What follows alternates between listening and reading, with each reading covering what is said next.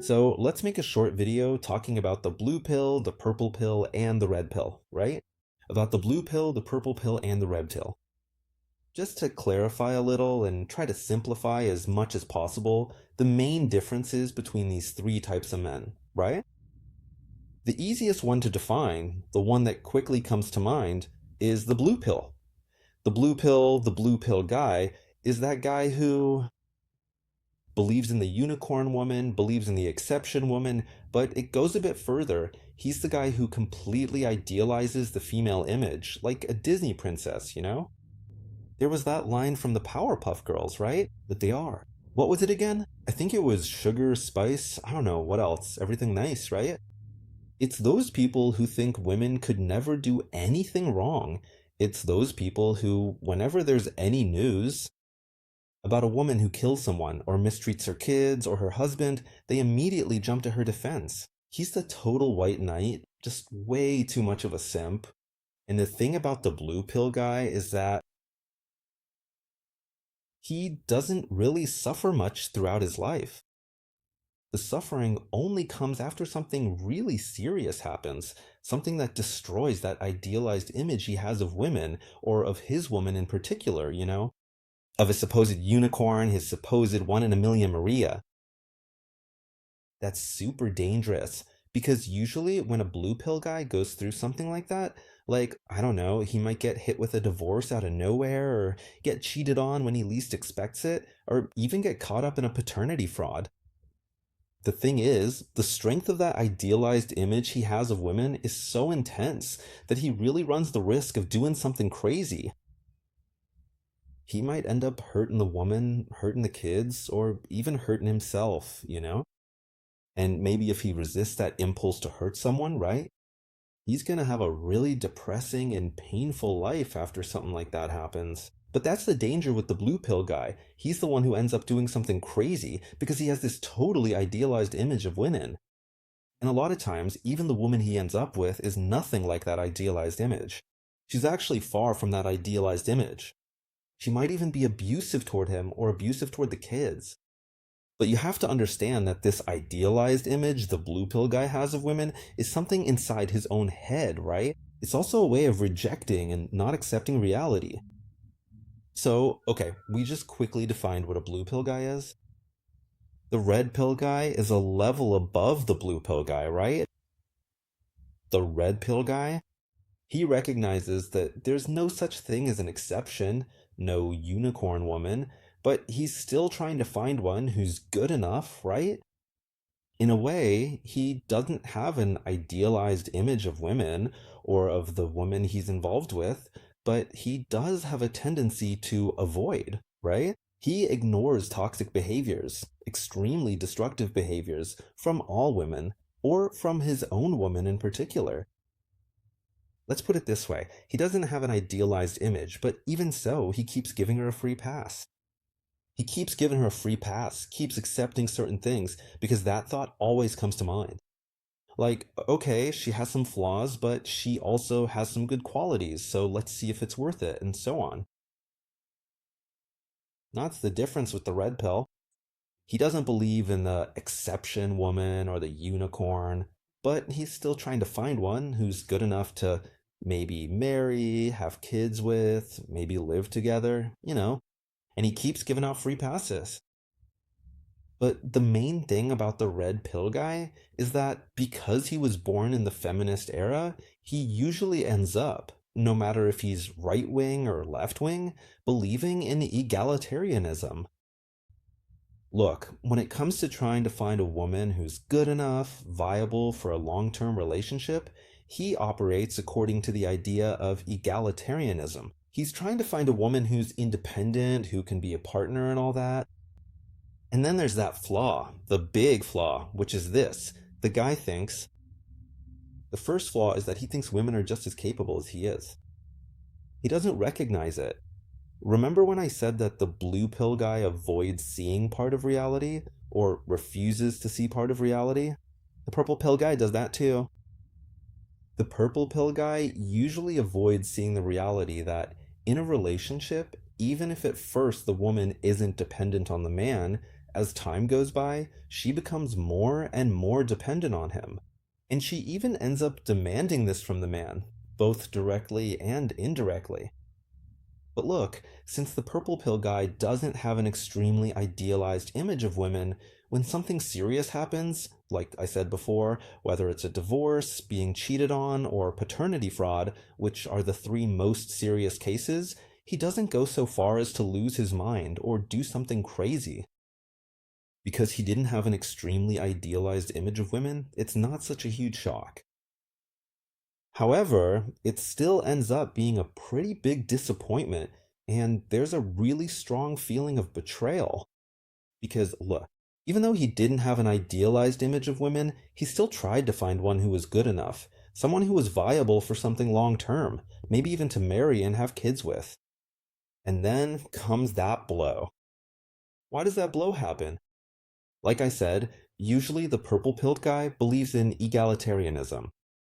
He thinks the woman is going to be independent during the relationship, right? He thinks she's going to be an equal partner, and then every time she slips up, or shows that maybe she's not as capable as he is, or shows that she wants him to start taking on the provider role to make her life easier, he avoids seeing that, right?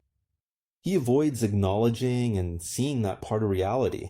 In the same way, he ends up tolerating some toxic behaviors from the woman, which might actually show that she isn't all that. She's not really that great.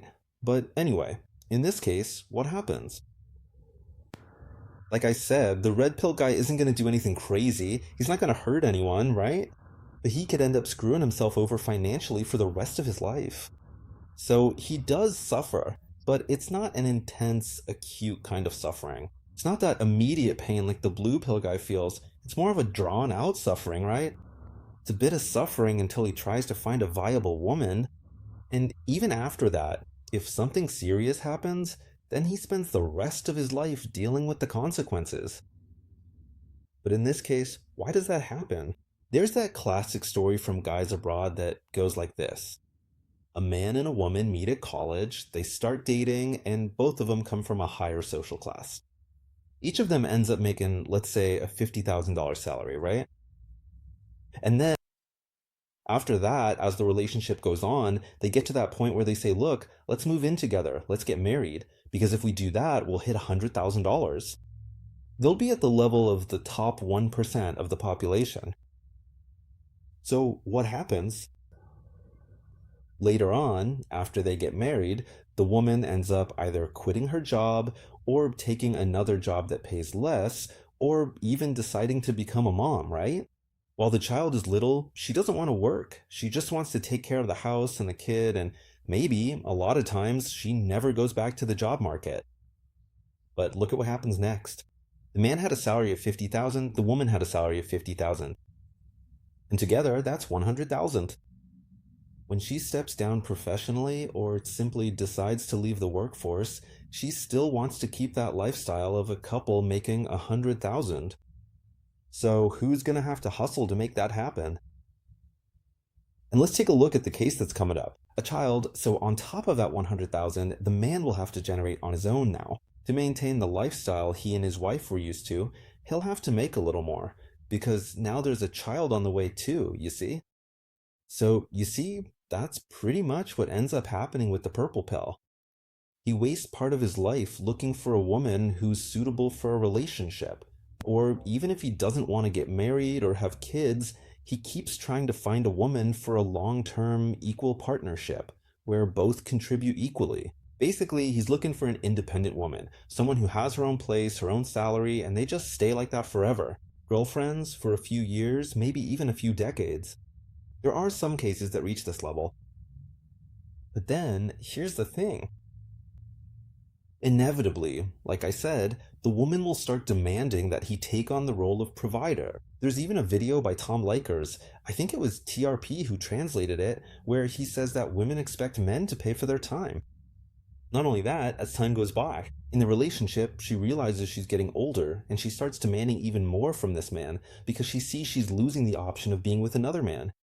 That phrase comes to mind, right? I gave you the best years of my life.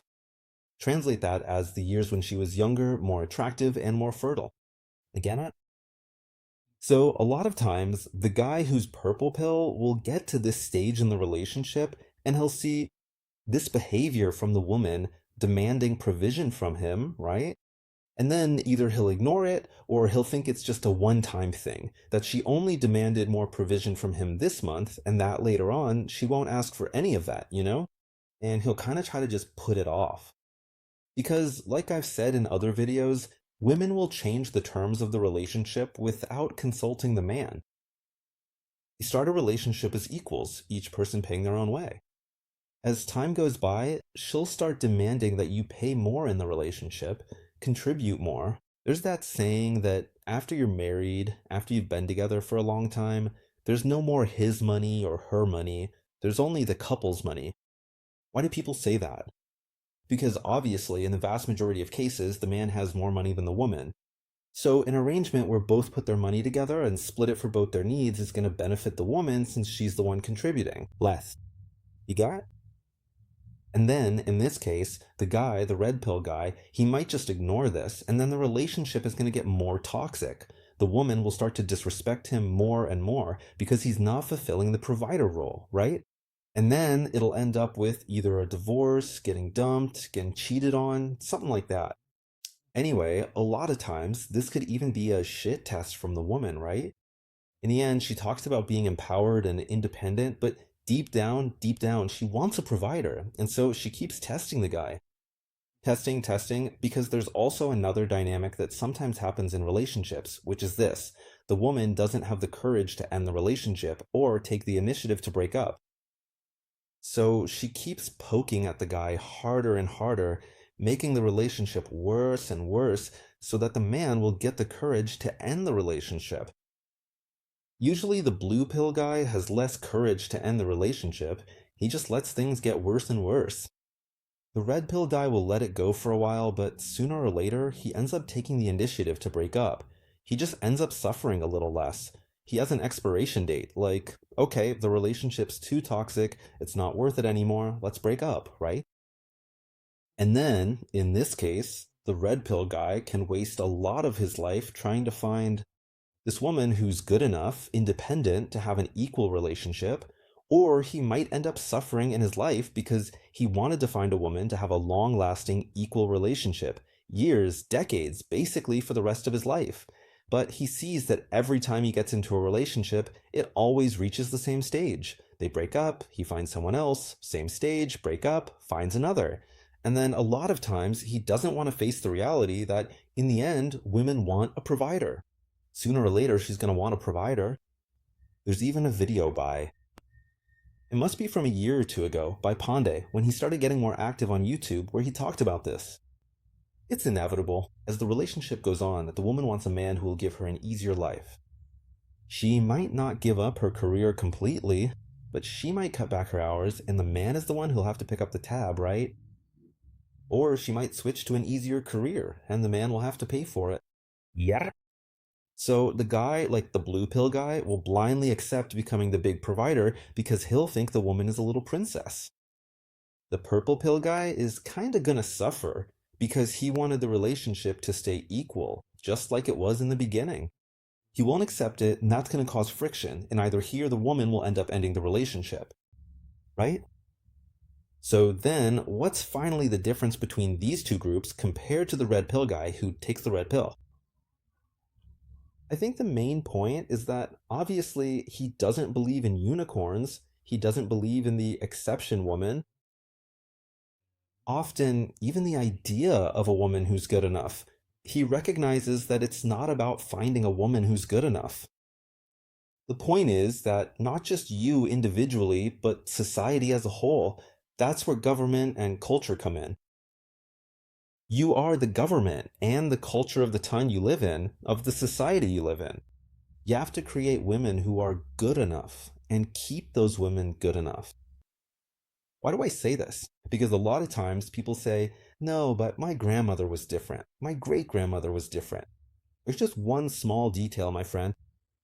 Back in your grandmother's day, there was a stigma against single mothers. There was a stigma against divorced women.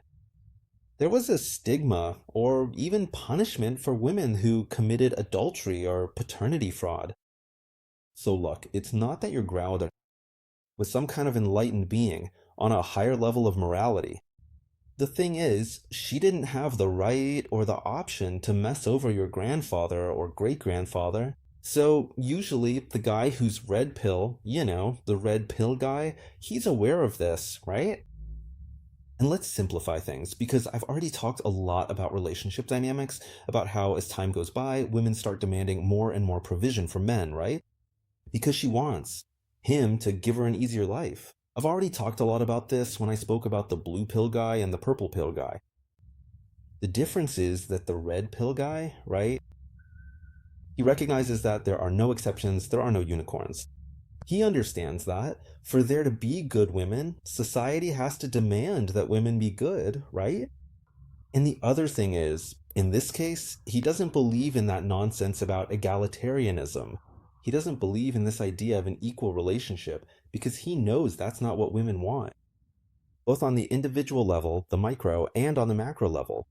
If you look at the last 50 years, every time we got to that situation where, okay, now we're going to demand the same responsibilities from women that we demand from men in society, every time this was brought up to be discussed in law and everything else, what happened? Every time women had the option to choose between equal rights and privileged or preferential treatment, they always chose privilege and preferential treatment. So the guy, the red pill guy, he knows that women aren't as capable as men, and he knows that women don't want equality with men or an equal relationship. She wants a guy who's above her, right? Someone who can give her an easier life. He recognizes that he has to be above the woman, whether it's to start the relationship or to keep it going and maintain the relationship, to keep her attracted to him, right? So those are the main points. He doesn't believe in egalitarianism. He knows that not only is the woman less capable than he is, but he also knows that she wants him to give her an easy life. So let's go. The relationship goes on, it starts out as equals. The woman starts pressuring the guy who's taken the red pill to become a provider. To really simplify this part, two questions. The first question, does this red pill man want to get married? Does he want to have kids? If the answer is no, as soon as the woman starts pressuring him to become a provider, he already knows the relationship has reached its expiration date and it's time to end it. And I said get married and have kids, but I could say get married or have kids, because for all intents and purposes, a man who gets married these days or enters into a domestic partnership with a woman, even without having children, there's a dependent in the picture. The woman is a dependent for all intents and purposes. Right? Alimony for the ex-wife is a thing, division of assets is a thing, you get it, even during the relationship, right? The very fact that she demands he start being a provider for her and subsidize an easier lifestyle for her already makes her a dependent. So if the red pill guy, he doesn't want to get married, he doesn't want to have that legal obligation. With a woman, he doesn't want to have a woman as his dependent. The moment the relationship reaches the stage where she demands a provider, he ends the relationship right there, right? Now, let's say this red pill guy, maybe he still wants to get married and have kids. Okay, when it gets to that stage, the second question comes up. Is this woman good enough to become my wife and the mother of my children? If the answer is yes, maybe he'll move on to the next stage and go through with it. If the answer is no, it ends right there just the same. And then maybe there could be a third question, which would be checkmate. Are the current laws viable for me to become her husband? For her to become my wife and the mother of my children? That'll depend on each person. It depends on how bad the laws are. Again, if the answer is these laws are ridiculously bad, then yeah, the guy breaks up with her and that's it. He moves on with his life. If the answer is no, then it depends on each person. Everyone chooses their own path. But I think this little video has already gotten kinda long, but I hope it helped clarify a bit better the differences between the guy. Blue pill, purple pill, and red pill.